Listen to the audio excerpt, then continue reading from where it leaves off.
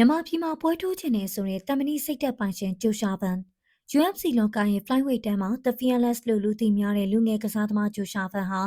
အခုဆိုရင်ကမ္ဘာ့စစ်သတ်မှတ်ချက်တွေကြားထဲမှာနေရာတစ်ခုရဖို့အရှိန်အဟုန်နဲ့တက်လှမ်းနေပါတယ်။မြန်မာပြည်ပေါ်တိုက်ခိုက်ရေးသမားတရားအနေနဲ့သူ့ရဲ့အိမ်မက်တွေသူ့ရဲ့ရှိမှန်းချက်တွေက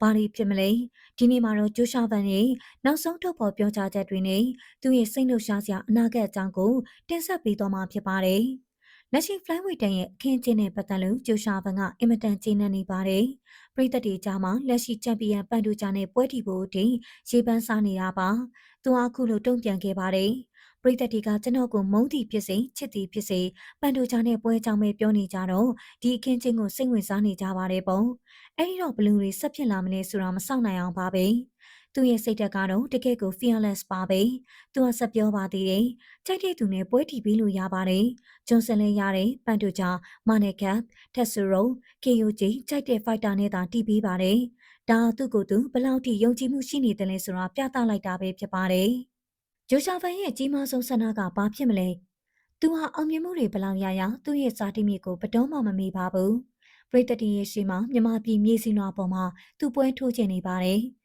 ကိုစိတ်ကူးတွေကအထိုးချင်ဆုံးနေရာကတော့မြန်မာပြည်မှာပေါ့ဒါပေမဲ့မဖြစ်နိုင်ဘူးဆိုတာသိပါတယ်အဲ့ဒီတော့ကိုနေတဲ့မြို့ဟူစတန်တက်ဆတ်မှာတော့ထိုးခွင့်ရခြင်းမိပါတယ်ထပ်ပြောရရင်မြန်မာပြည်မှာထိုးခွင့်ရဖို့အခွင့်အလမ်းမရှိရင်တော့မြန်မာနဲ့နှီးဆုံးနေရာမျိုးတွေမှာထိုးပြခြင်းပါသေးတယ်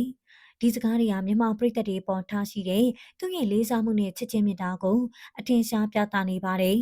လက်ရှိချင်းလေးရောက်မြန်မာပြည်မှာ UFC ပွဲကြီးတွေကျင်းပဖို့ခက်ခဲနေသေးပေမယ့်အိမ်နီးချင်းထိုင်းနိုင်ငံဒါမှမဟုတ်စင်ကာပူလိုနေရာမျိုးတွေမှာဂျိုရှာဗန်ပွဲထိုးတာကိုမြင်တွေ့ရဖို့ပြည်သက်တီကမျှော်လင့်နေကြပါတယ်။ဂျိုရှာဗန်ဟာအသက်ငယ်သေးပေမယ့်သူ့ရဲ့ထိုးသက်ပုံကရှင်းချက်မှုရှိသလိုအာခေါင်နဲ့လက်သီးချက်တွေနဲ့ခင်စစ်ပိုင်းကလည်းကျစ်လူသူတစ်ယောက်ပါ။ flyweight တန်းရင်ထိပ်သီး15ယောက်ဆင်းနဲ့ဝင်ရောက်နိုင်ဖို့ခြေလမ်းဖြစ်နေတဲ့သဖီးရလက်ဆောင်တနေ့မှာကမ္ဘာချန်ပီယံခပတ်ကိုမြန်မာပြည်သက်တွေအတွက်ရှူဆောင်လာပေးနိုင်မလားဆိုတာက